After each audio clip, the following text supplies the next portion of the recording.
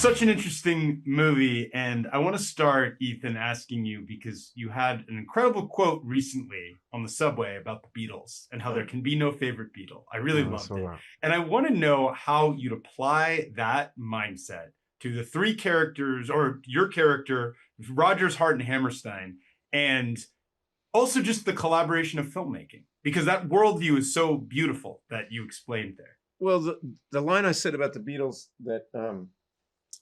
that I like, if I'm allowed to say that, is to have a favorite Beatle is like having a favorite ventricle of your heart, which is and that is like being on a film set.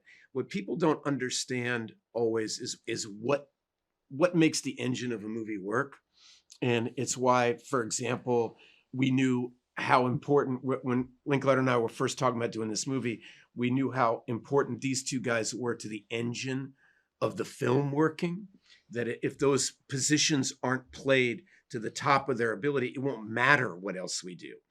And so a lot of people don't, and we have a certain dynamic with the cinematography, and we have a certain dynamic with the sound team. And if any one of those, with the costumes, with the set, if any one of them fail, we all fail. And so you understand how much it is a collective it's an exercise in a collective imagination. And so in that way, when you talk about Hammerstein and Rogers, that's different than the Beatles, because that's like comparing John Lennon to the Wings. I mean, I don't know what he has to do with the Wings. Not much. And so and so I think the Lennon McCartney thing is, there's a new book that just came out, John and Paul, A Love Story, which is a really excellent book. And you realize that being John Lennon's best friend was extremely difficult.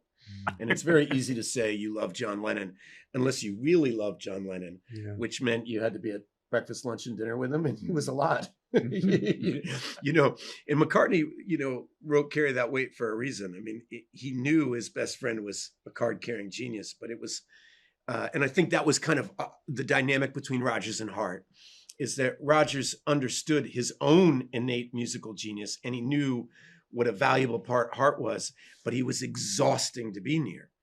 And at a certain point, you start hurting yourself by continuing the relationship. And that's where the rubber meets the road of this film, is that Rogers has to save himself. Andrew, was there anything like that? That's so well said. Thank you, Ethan. Is there anything that about Rogers you discovered in this that truly surprised you? Like that you were like, I didn't realize this, and I've discovered this in this process? I think there's some sort of slightly unfair accusation that he was cold in some ways. And I don't know. I feel like certainly what was important to me, I think those kind of friendships, I think what's really difficult is there's this beautiful scene that they have between each other, and they talk about, their youth and when they first met each other and how he remembers it for the rest of his life, and how heartbreaking it is because I think what we do that with our friends when we sort of have to break up with our friends. You're trying to get back to this sort of magical, thrilling feeling that's almost as intense as romantic love, sometimes even more so, even if we're unconscious of that. And I think he deeply, deeply cares for him, and I think he really wants him to this is Oklahoma. It's a hugely successful evening for him. He's there. He's talking to him. He wants him to like it, and the fact that there's a certain I don't know, opaque sort of sneeriness about it is upsetting. It's upsetting to him. I think there's enormous love between them, and I don't think they could have created the work that they created without that at its nucleus. That is a beautiful moment in the movie. I have to say that's a credit to you, because you do try to find those moments where that aren't obvious in the script, right? So there's one moment where he talks about when they first met, when they were young, and they're talking about his brother, when his brother introduced them. And, it's a choice that the writer makes to put that in there, but it's the only moment really in the film. And, a different actor might not have found it, let's say. And it's a beautiful moment in the film. Very well said, and good point. Yeah, those are always kind of the things that key us all into, right? The bigger story as an audience too. Yeah. Those little moments that you guys discover and then share with us. Bobby, I want to ask you about a couple projects you have on the horizon, because our audience loves action. and you have Oh. Trap House and Man on Fire, the series coming up. And I'm curious if you have any updates, or there's anything you can say about those. Here we go. You guys want to take a break? Yes, let's hit it. Let's Because, hit it. yeah, please. What can you tell us? What can you tell us? Well, not much really. I mean, Dave Bautista, he's awesome. he's Yeah, cool.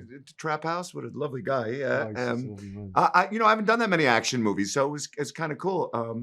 It's a movie about a guy who is raising a teenage son.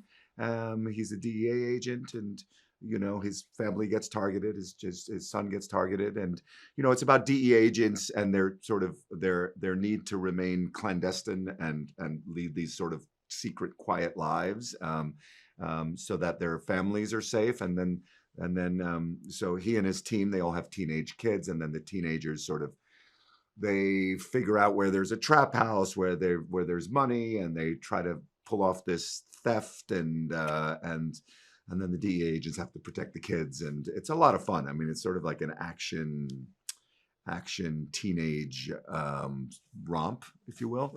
Yeah. Sounds What good. was it It like is good, stepping yeah. into Men on Fire? 'Cause And then that's Man a on series- Fire, is the Denzel movie from Yeah. years ago that Netflix is turning into a series with a really, really fantastic actor Yahya Abdul-Mateen, and yeah, it's that same story. He's trying to protect his mentor. I play his mentor as the Chris Walken role in the movie, who trained him, which I think that's gonna be in my future a lot, like playing like guys who train guys who do all the action. We're hitting that Right? period. Yeah, Are we're you hitting guys that. in the training I just have to guys stay mode in now? shape and look enough like a guy who could have been a guy who could run fast. So that's what I'm playing in this movie. Is the guy who sort of taught him everything he knows, and I can't say enough about him. That guy is a really, really fantastic actor.